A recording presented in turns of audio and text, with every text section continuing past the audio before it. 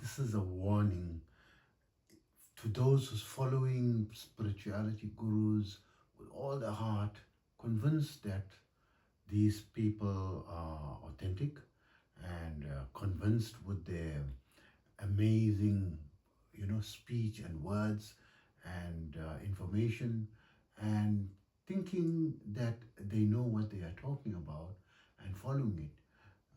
You could potentially be losing decades, up to half a century of your life, right?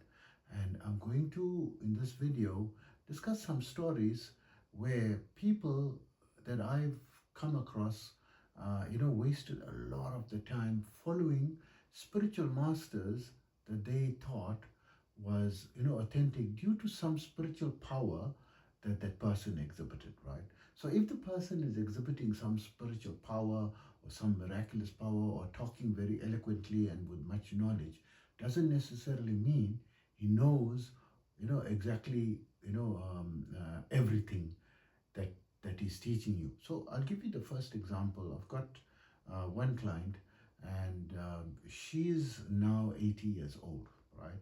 And she was initiated spiritually with the Satipat method, where the spiritual master puts his hand on the forehead and puts his spiritual power into that person, right? And it's like a flash that went into the person. That's what she experienced, and she collapsed unconscious. And this was done in a religious ceremony, special initiation ceremony, in the presence of a large number of public in during one of the religious festivals, right? So it was made to seem very authentic, and he also was appointed as a guru for a particular organization, and he spoke very amazing and eloquently, so he had a position of authority. And when she experienced the initiation, she felt it like amazing, and because she felt unconscious, she thought he's got some amazing power. And she's influenced by a lot of the religious books, Hindu books, that says your guru, you have to obey him implicitly, and he is a representation of God, or whatever he says is exactly what God would say. And then of course he gave her, as traditional, a mantra and some instructions on a daily sadhana practice, including some meditation and breath work as well, right? And I met her, I think it was about 50 years after the incident, and she was very religious throughout, right? But she had no major experiences or no major progress, right? In the beginning, she felt like just that psyche was changing a bit and so forth. And then she got married by the age of 22 or 23, and she continued the practice before marriage and after marriage, and she never abandoned the practice throughout, right? So when I met her, I think it was about 50 years, right, afterwards, or more than 50 years afterwards, right? And I told her, look, this is, let me just think of the timeline, right? She's 23, not 50 years, I would say 30, about 40 years, right? About 40 years later, right? So sorry for that. And anyway, I told her, look, what she's practicing is not going to yield any results, because I know daily practice, right? It is inadequate, and I can inform her how to do the practice correctly. And she responded, no, her guru told she'll only follow what her guru told her, and she'll continue with it. Fast forward 25 years later, she's now going to be around 80 years old, right? And so just forgive the timelines, it's a bit hazy, right? But a long time, right? So I would say at least 20, 80, 15 to 25 years later, right? A lot of time later. She's now reached the age of around 79 years old. And this was very recently, a few months ago. Say about 5 months ago. And I told her, then, she had still not made any progress. And I said, okay, can I inform you of a method that can help you to, quickly achieve, what you want to. And she was eager because she felt and at that time she was very, very ill, expected to not live much longer. She felt that was her last illness. She had not been eating for about 3 months, just barely some porridge, on a daily basis to just try to keep, because she knew she had to put some nutrition into her, but she could hardly eat, right? And she was very ill and couldn't even walk to her bedroom, and she just slept down. She had a double-story home and sleeping down on a couch, couldn't walk up the stairs and so forth. Then I did some my energy healing for her, and she started to recover amazingly and completely recover, right? And within a few days, she started to feel better and started to eat and so forth. And she regained strength before her illness within a week. And I continued the sessions because I knew she was very weak, and she became much stronger than even before. She even admitted, even before her illness, she felt much stronger than that. She was always feeling drowsy and dizzy all the time for years, and all that had left her.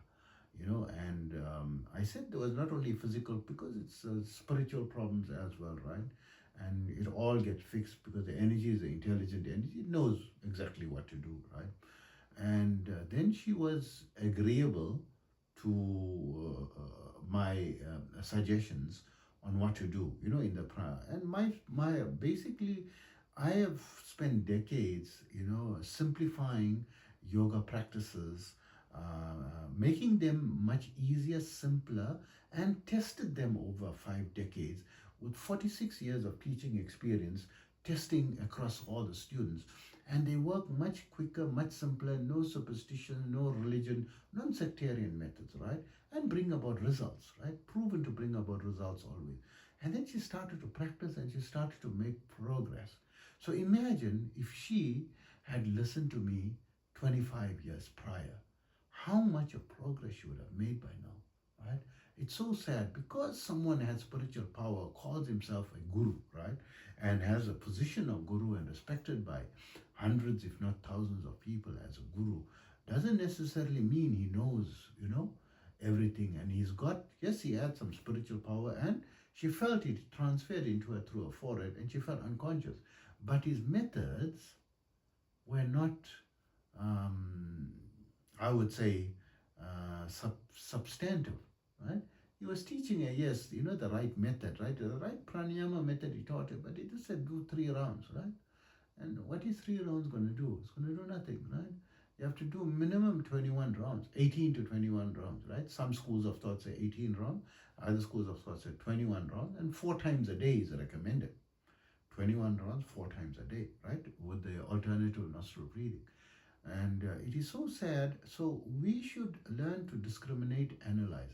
I'll give you an even more shocking story, right? So, I don't like to put down religions and so forth, right? And religion is faith-based, and we should respect all faiths, right? So that's why, I'm following the Islamic religion. So better for me to talk about my own religion because I'm following it, the negative point on it, right? So, when I reverted to Islam 20 years ago, right? And then I had my own personal reason because I reached a certain level because I was 38 years old at the time, and I had attained my first Samadhi levels by the age of 19, and multiple Samadhi levels, multiple Kundalini awakenings and so forth. But I wasn't too much interested in the Samadhi experience and so forth. I wanted to go beyond that, and I found that the Bhakti path was better for me, in the end. Yes, it's good to, practice yoga, advance your consciousness, and increase your, subtle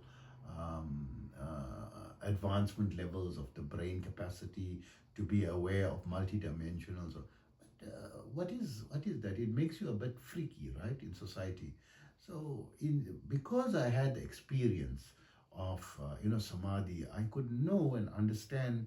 So I always believed in the existence of a God, but I got convinced from that experience, right? So I felt a direct connection with the energy of God, with the aspect of love and bliss, and it was so amazing. And I felt it was a persona, right? It's my perception, right?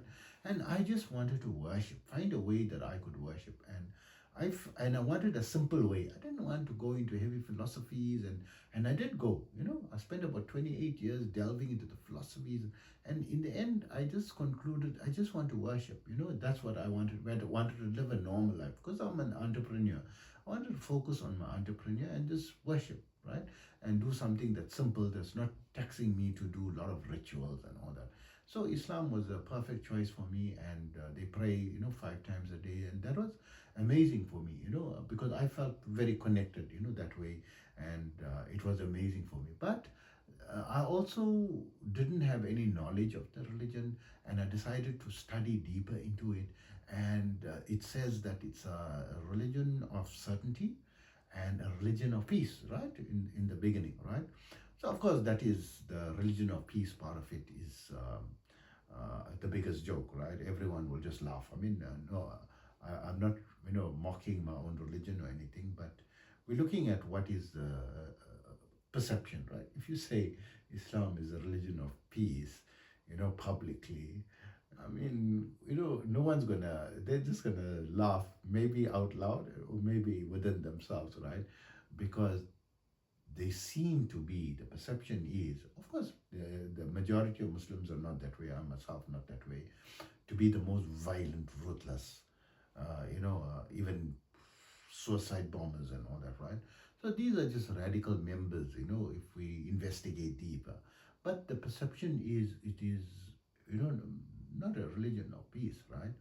And but the second part, that it's a religion of certainty, and it's a last and final religion. It's a most and there is no error, right?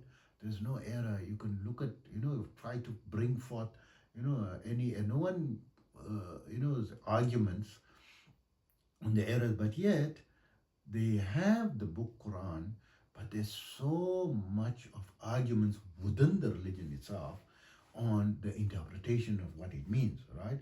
Some people says this and other people says that, and the people says, the Prophet's traditions are X, and the opposing is Y, and then they will even, like, the biggest faction is between the Sunni and the Shia, and the Sunnis call the Shia are not Muslims, and the scholars are saying no. If a person is following the Shia path, they are not Muslims. They are polytheists, and they are worshipping, other than God, and they worshipping graves, and all. This is all nonsense, right? And but that is not the problem. So any religion, there are differences of opinion, right? But it's only recently I found out, I think maybe a month or two ago, that for about 200 years, there is, since the supposed beginning of Islam, right? Around, when the Prophet Muhammad supposed to have been, alive. For 200 years, the first written proof of anything in Islam, on the book, on the Quran, on the Hadiths, or any written record, is only 200 years after his death, after that time that he existed.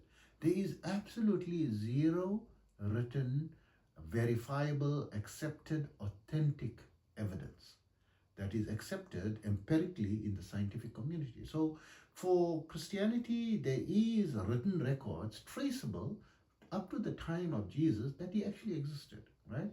There is written records, in Hinduism up to 4,500 years, right? And some of them are, verifiable to 4,500 years ago, right? That this culture, and although the culture says they are, millions of years old or hundreds of thousands of years, but the records are going back quite far in time, right? To the origins, it's the books are very ancient. There are many books which are like 2,000 years, 800 years, and so, ancient. So, but the Islamic religion, for 200 years, there is zero written record. So empirically, there is, if we have to talk from a purely logical and scientific perspective, that there is a from a rational logical point of view, it didn't exist.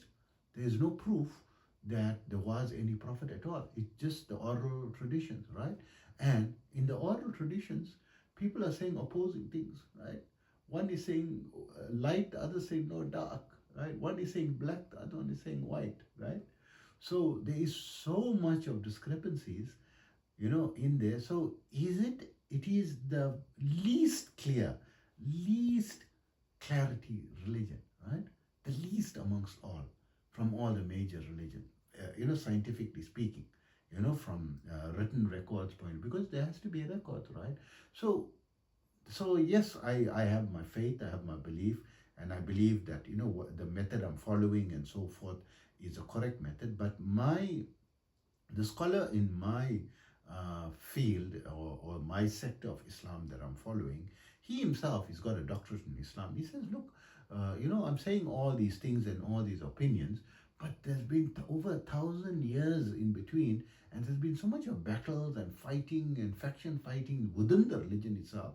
We're not really sure on the authenticity. We're just following what we feel could most likely be it, and we're following it, and we have to admit that there's a possibility a lot of it or most of it could be incorrect, right? He himself is saying it, right? And he is the chair of the Islamic scholars in the US, right? The chairperson, right? He's got a high position, and that's why I like him, because he's very honest and open, right? So imagine so many people uh, uh, sacrificing their lives for the religion. They are leaving their families, they're leaving their religions, and they're converting to a religion. And they are being told this is a religion of certainty. As they are not told that there is no written records.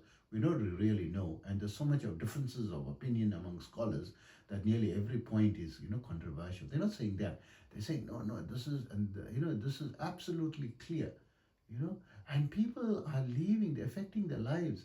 They are leaving, and their homes and families, and they're leaving, their husbands. And they said, no, you can't go back to your husband or be intimate with him until he himself converts, right? And if he doesn't convert, you have to leave him. And marriages are being broken, right? 15-year marriage, 20-year marriages are getting broken, right? A lot of people and families, are writing them, are angry with them, that you're following a lot of people being ostracized, for that. So there should be openness. So what I'm trying to say is, you may feel very strongly, but try to get wide information. We are living now in the 21st century. This is now 2026 when I'm recording this video. And you should look deeper, look at alternative opinions with an open mind, and don't just put your heart and soul and make life-changing decisions where people are writing you off, or you're sacrificing major things that are making major changes in your life, in your decision and how you live your life and so forth. Try to discern and get alternative opinions widely as possible before you make life-changing decisions and put your heart and soul, and only find out decades later, right? So hope that information helps you, and take care of yourself always.